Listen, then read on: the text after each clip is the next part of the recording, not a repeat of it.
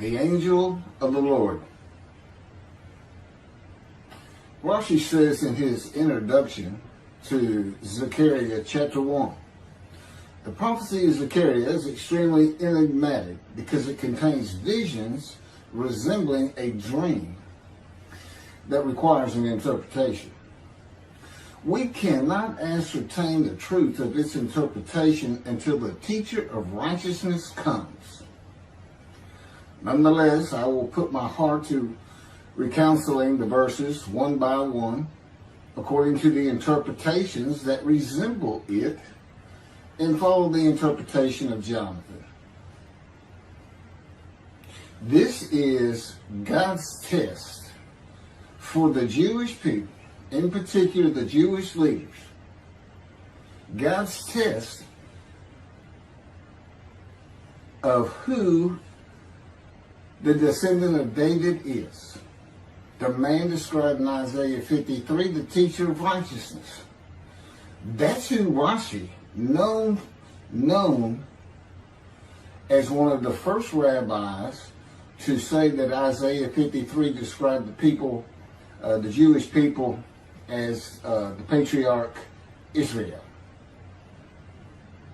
Then here he is in Zechariah saying, we got to have to know the truth of at least chapter 1 of Zechariah, to know its truth, because we can't do it. And no Jewish man, religious, academic, commentator, or otherwise, has ever had the answer to this. And yet this video is going to give it to you. Why? I'm a teacher of righteousness. This is Zechariah chapter 1, verses 7 through 12. That's the preamble that Rashi leads into before he starts his commentary. And this is in midrash form. That's where I take parts of a verse and interpret each in individual segments. Verse 7. On the 24th day of the 11th month of the second year of Darius, the month of Shabbat, this word of the Lord came to the prophet Zechariah, son of Berechiah, son of Iddo. This word of the Lord. This verse continues with, in the night I had a vision, which is not a word of the Lord. The word of the Lord coming to Zechariah means the messenger of the words of God has come to Zechariah, who is the angel of God's presence, and the word of the Lord. Literally, that's his name. He has alighted upon Zechariah to bring a vision from God. Not a word, a vision. Verse 8. In the night I had a vision. I saw a man mounted on a bay horse standing among the myrtles in the deep, and behind him were bay, sorrel, and white horses. In the night I had a vision. There's a man on a horse standing in the myrtles. He is later referred to as the angel of the Lord, standing in the myrtles. The angel of the Lord alights upon and enters men, and my name, Hashem, is in him and can speak through the man. Zechariah has an angel with him who is his guide in the vision. The deep is like a valley Zechariah is looking down on, filled with myrtle trees, and then an open area below that is where the bay, sorrel, and white horses are. Verse 9. I asked, what are those, my Lord? And the angel who talked with me answered, I will let you know what they are. What are those, my Lord? Zechariah is not talking to the angel. That's an angel. It's not my Lord. Who answered, but who never lets him know what they are. he is asking the man standing among the myrtles on a bay horse about the horses in the open area and calls him my Lord. Verse 10. Then the man who was standing among the myrtles spoke up and said, these were sent out by the Lord to roam the earth. Then the man who was standing among the myrtles spoke up and said, again, this is midrash form. Okay, so the man standing in the myrtles answers the question of Zechariah, not the angel who is with Zechariah. Verse 11, and in fact, they reported to the angel of the Lord, who was standing among the myrtles. We have roamed the earth and have found all the earth dwelling in tranquility. And see, it's like a dream. We have horses talking. You know, there could have been birds. Anything that can go far and go a long ways out and then come back. In this case, for this story or for this dream that was given to Zechariah, it's horses. And in fact, they reported to the angel of the Lord. They who reported are the horses who have gone to and fro throughout the earth, and they spoke the report to the angel of the Lord, who was standing among the myrtles. The angel of the Lord, who was standing among the myrtles, has alighted upon and entered the man standing amongst the myrtles. The angel of the Lord is using this man as his visible presence. You cannot see the angel of the Lord. Just as he once used a burning bush for his visible presence, and God spoke through him to Moses. Not just as his visible presence, he also used the man to say, these were sent out by the Lord to roam the earth. In other words, it sounded like the answer was coming from this man. But it's coming from the angel of the Lord, and God is in that angel, his presence. Because that's the angel of his presence. You can find that in Isaiah chapter 63. I don't recall the verse. I never see anything on the angel of his presence. Wherever God's presence is, the presence that enters the temple, I never hear any mention of the angel that has to be with him. Why? It's the angel of his presence, who is the angel of the Lord. Yeah, I believe, and I'm not certain about this, but I've heard it at least one or two times, and that is Christianity believes the angel of the Lord is Jesus Christ. Thereupon the angel of the Lord exclaimed, O Lord of hosts, how long will you withhold pardon from Jerusalem and the towns of Judah, which you placed under a curse 70 years ago? Thereupon the angel of the Lord exclaimed. Okay, so the angel of the Lord exclaimed through the man. Zechariah heard the words come from the man standing in the myrtles. It is the only way Zechariah could have heard the words. The angel of the Lord can only speak to the man he has alighted upon.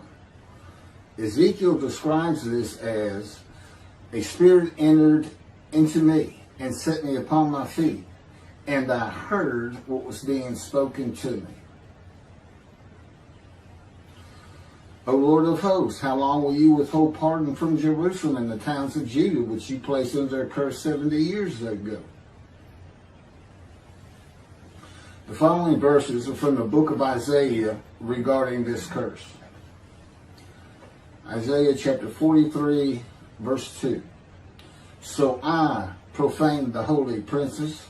I abandoned Jacob to proscription and Israel to mockery. That, of course, is God speaking. The profaning of the holy princesses is God's prophecy of the banishment of King Jeconiah and all his offspring from ever ruling over Judah and Jerusalem again. The line of the kings of Judah ended. The line described king by king in the first book of the New Testament of Christianity. the line of Jesus. The abandonment and mockery are God's prophecy that the northern kingdom and the southern kingdom of the Israelites would be defeated and deported from the promised land. Isaiah witnessed the deportation of the northern kingdom, but the deportations of the southern kingdom were many years after his death. This is chapter 43, verses 5 through 7. Fear not, for I am with you. I will bring your folk from the east, will gather you out of the west. I will say to the north, give back, and to the south, do not withhold. Bring my sons from afar, and my daughters from the end of the earth, all who are linked to my name, who I have created, formed, and made for my glory.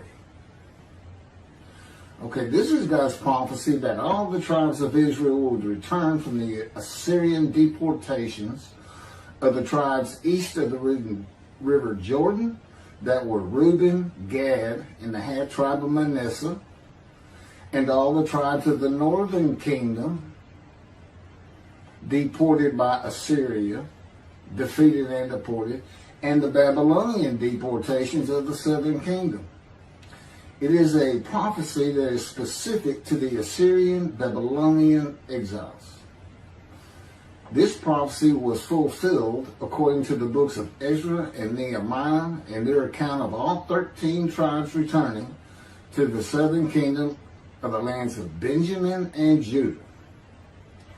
Jerusalem is within the lands of Benjamin, and his lands are considered part of the kingdom of Judah, since that is where the kings of Judah rule from. 10 tribes being lost and not returning is a myth. When the 7th month arrived, the Israelites being settled in their towns, the entire people assembled as one man in Jerusalem, as the man Israel, all of them. When the people Israel gather as one man, it is all 12 tribes who were allotted lots of the promised land, and the Levites. They did not receive a portion. They were allowed to go from lot to lot, tribe to tribe, and everybody was supposed to take care of them. The Levites, that would be Levi, the son Levi, the priestly tribe without an allotment of the promised lands. Judahites and Benjaminites alone are not Israel, though all references to Israelites would include them.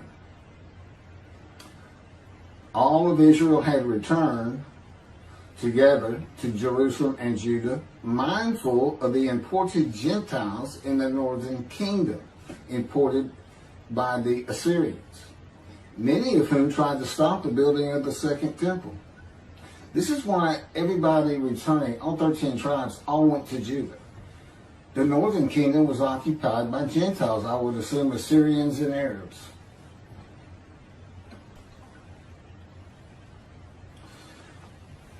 This is 1 Chronicles chapter 9, verses 2 and 3.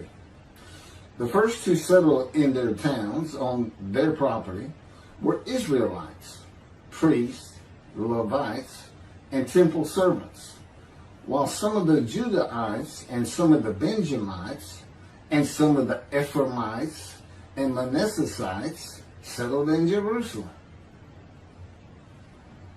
That would be Ephraim and Manasseh. Manasseh was such a large tribe, it had to be broken in. It was broken in two. Half of it set up, their allotment was east of the river Jordan by about where Edom would be. And well, that was the tribe of Gad. Not Edom, Gilead, where the Tishbite, Elijah, the Gentile, was an inhabitant. Ramoth Gilead. Manassites, Ephraimites, and Judahites were the tribes with the largest allotment of the lands of Abraham, and Jerusalem is in the lands of the Benjamites. Those are who just got mentioned. The three largest lot owners. Okay, Benjamin, that's where Jerusalem is. He's important. And of course the priests, the Levites. So Ephraim and Manasseh were not lost tribes, as many believe from writings outside of the Bible. There never were lost tribes according to the Bible. Okay, so all 13 tribes returned and settled in new towns. The accounts of the deportations indicate there was not much left of the old towns. There is no account of how the new towns were settled, though it is unlikely it was based on prior ownership. The exile lasted too long for the deported owners to still be alive, and the tribes of the northern kingdom had to build new towns to live in. It also says the Levites settled in on their lands. So everybody had to pick and choose, and I'm sure the strong and wealthy got the best places, and again, many just settled in Jerusalem. Okay, this is Isaiah chapter 43, verse 14. Thus said the Lord, your Redeemer, the Holy One of Israel, for your sake I send to Babylon. I will bring down all her bars, and the Chaldeans shall raise their voice in lamentation. This is God's prophecy that Assyria would be conquered by the Babylonians, who were defeated by the Chaldeans. But they actually go back and forth and actually became somewhat intermingled, Chaldeans and Babylonians. And that he would raise up the Gentile anointed king Cyrus of Persia to conquer them, to clear the way for all the tribes to return. That's how he cleared the way to the desert, or made rivers for them. Basically, he got Cyrus to release them. Chapter 43, verse 25. And I never hear anything about this. It is I who, for my own sake, wipe your transgressions away and remember your sins no more. Okay, this is God doing, and he says this, something new. I'm going to do something new for the Israelites. This story repeats with the new covenant that includes sin forgiveness of the Jewish people that arise with Elijah and the angel of the covenant after the exiles of the Roman dispersal return to the land of Israel in a time to come. That's from Jeremiah chapter 31. The Jewish people have returned from the Roman dispersal of them throughout the world, the diaspora, which means outside of the promised land, outside of Israel, to a land that lay desolate for more than 2,000 years until after the Holocaust, and they created the state of Israel in 1948. 70 years later, and that's funny too, because they talk about a curse of 70 years. That 70 years, I believe, just applies to the last of 3 deportations of Judah and the defeat by the Babylonians, because the northern kingdom had been defeated and deported long before that, and the first to be defeated and taken to the lands of Assyria was Gad, the half tribe of Manasseh, the lands east of the river Jordan. 70 years later, the land blooms again. Jerusalem has been rebuilt as a great city, larger than it was in ancient times, according to God's words in Jeremiah 31. The time to come to deliver the new covenant with sin forgiveness is here. That's very important for the interpretation of at least chapter 1 of Zechariah. That means the angel of the covenant that you desire of Malachi 3 is on his way, followed by God and the messenger Elijah. And when God's third temple is built, he will return to it suddenly. This is the day of the Lord. That's Malachi chapter 3. Now, Zechariah is in Jerusalem, and the construction on the second temple is about to begin. Isaiah has written God's words of sin forgiveness, which would have removed the curse long before this, when they were returning, when the remnant of the 13 tribes was returning. And the angel of the Lord proclaims, O Lord of hosts, how long will you withhold pardon from Jerusalem and the towns of Judah, which you placed under a curse 70 years ago? Okay, this vision of Zechariah and the words of the angel of the Lord through the man standing in the myrtles regarding the curse 70 years ago is to make Zechariah think and try to understand why the angel of the Lord would say this. From his perspective, the curse was lifted. He was back in Jerusalem with all the tribes preparing to build the second temple. The vision is for Zechariah to find out how and when the curse was lifted. And that's important today, because this is the day of the Lord. The new covenant is here, and every single Jew throughout the world is forgiven of their sins right now. And that message has been given to me to be delivered. And it's not getting out there. It's just not getting out there. And that's what happened here. Because if you read Ezra and Nehemiah, it's clear they had no idea that their slates had been claimed. And sin and continue. You know, once you know that God has just said, okay, I'm not going to remember any of that. Let's all start fresh. I'm here with the covenant of friendship. Let's everybody start being observant Jews. Okay? Which would include going to Yom Kippur. Having a slate clean does not mean you have a lifetime now of sin forgiveness. The books of Ezra and Nehemiah reveal, this is how God had me write it down. This is from the book, Isaiah 53, in the day of the Lord, that was dictated to me.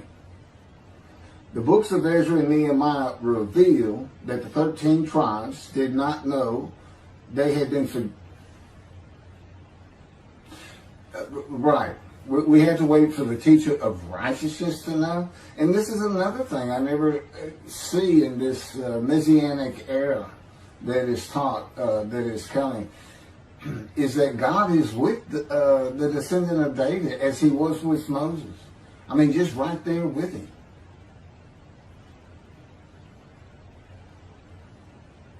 The books of Ezra and Nehemiah reveal that the 13 tribes did not know they had been forgiven of their sins to be a holy seed in the building of the second temple. If people know they have been forgiven and have a clean slate from past transgressions against God and his laws, they are more likely to stop their sinful ways and abide by his laws in the future. The scroll of Isaiah needs to be found and interpreted by Zechariah and the religious leaders so they will know of God's forgiveness of their sins. God will be returning before the temple is built. That will be the third temple, to test the devotion of his righteous servant and make him suitable for his purpose, which might prosper. That includes the building of the third temple. This would begin when his spirit alights upon the anointed one, Moshiach. His presence with his righteous servant will be necessary for the temple to be rebuilt. Islam will not freely hand over their third most holy site to Israel and abandon the Dome of the Rock Mosque, a mosque that sits on the Temple Mount purchased by King David for God, the most holy site of the Jewish people. With God is the angel of his presence who is already on the way. You want me to skip that? Okay, this has been covered in other videos more than once.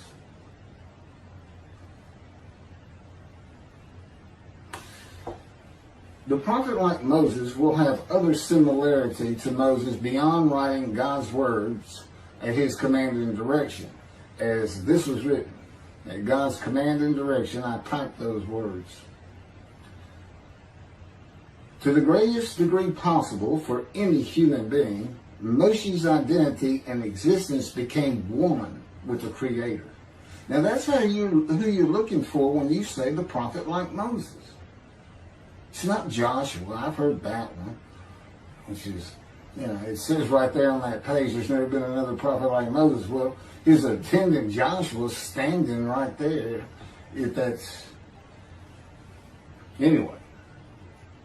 Moshe's identity and existence became one with the Creator. I don't think you can say that of Joshua. I don't think you can say that of any man until the Spirit of God alights upon him in chapter 11 of Isaiah. He surrendered himself to God to the extent that our sages say the Shekinah, divine presence, which is the angel of his presence, who is the Holy Spirit. He's an angel, and his body is not human form with wings. His body is the Spirit of God. Wherever God is, his Spirit is. Wherever his presence is, the angel of his presence is. They're always together. So when they alight upon a man and say, okay, we have tasks for you, that man immediately becomes a man in divine beings. And that's the Shekinah. That's the Spirit of God and the presence of God entering into the temple, which would include the angel of his presence. The Shekinah spoke through Moshe's throat. As I have mentioned, God can speak through me. You're only going to know it, just like with the man standing in the myrtles, by the words that are spoken. Okay? Because it's my voice. But it's not me. You know, I can tell the difference. You can't, other than those would be how God would state it. And you can, if you watch closely, you can see it happen in all these videos. I mean, for the most part. Where God just, you know, he just throws out a sentence or two. And I just keep going, you know. I let him get done, and I just pick up from there. We've been working on this for over 13 years. That's from the Zohar, Volume 3, page 232a. And then it says, i.e., he was God's veritable mouthpiece on this earth. That's from the Sefer Hashikos, 5749, Volume 1, page 290, and a footnote. The prophet, like Moses, will also have the answer to these questions. Quote, the great Jewish philosophers try to understand the question of how Moses heard God literally, some insisting that God spoke actual words and Moses heard them with his ears, while others suggest that God's speech was communicated silently to Moses' intellect and only uttered in sound by Moses himself. Maimonides, Rambam, even as he affirmed the communication between God and Moses as a fundamental Jewish belief, ultimately conceded the mysteriousness of that process. The entire Torah reached Moses from God in a manner which is figuratively described as speech, but no one has ever known how that took place except Moses himself, whom that speech reached. That's commentary on the Mishnah, Sanhedrin, chapter 1. Well, I have the answers, and I've been telling you the answers. God is in his Spirit. Spirit enters into you because we find it in Ezekiel. There's where God tells you. God was telling Ezekiel, Ezekiel, get up on your feet. Ezekiel says, at that very moment, a spirit entered into me and I could hear the words of God. There it is. When he enters him. Now, he's not hearing that through his ears. There's the first question answered. It's not to your ears. And there is a silent knowing. That's what we call it, what God has taught me. Now, generally, I just hear words as though they came in through my ears and they're in my mind, as though my eyes and my ears had perceived. But he can put just knowledge into my mind without uttering a word. And it's kind of can be pointed out easiest with when he comes to a man, and like he came to Samuel, and Samuel just says, here I am. It's as though before he speaks to you, and this is what happened with me, he put in a knowledge in my mind that the God of creation was about to speak to me.